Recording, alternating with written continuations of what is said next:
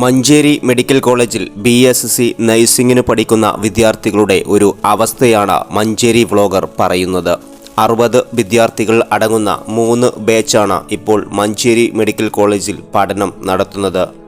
ഈ 3 ബാച്ചിനുമായി ആകെ ഉള്ളത് ഒറ്റ ക്ലാസ് മുറി. മറ്റു 2 ബാച്ചിലെ വിദ്യാർത്ഥികൾ ക്ലാസ് മുറിക്കായി നെട്ടോട്ടമോടുന്ന കാഴ്ച. ഓരോ ദിവസവും MBBS വിദ്യാർത്ഥികളുടെ ക്ലാസ് റൂമുകൾ ഒഴിവുള്ളത് നോക്കി പരക്കം പായുകയാണ് ഇവർ.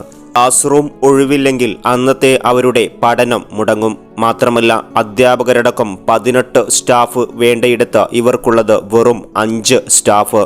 പെൺകുട്ടികൾക്കായി സ്വന്തമായി ഹോസ്റ്റൽ കെട്ടിടവും ഇല്ല. MBBS വിദ്യാർത്ഥികൾക്കായുള്ള ഹോസ്റ്റൽ കെട്ടിടത്തിലാണ് ഇവരുടെ താമസം.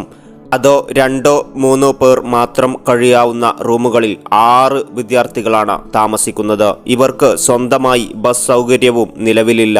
ആരോഗ്യ മന്ത്രിയടക്കം എല്ലാ ജനപ്രതിനിധികൾക്കും വിദ്യാർത്ഥികൾ നിവേദനം കൊടുത്ത് മടുത്തിരിക്കുകയാണ്.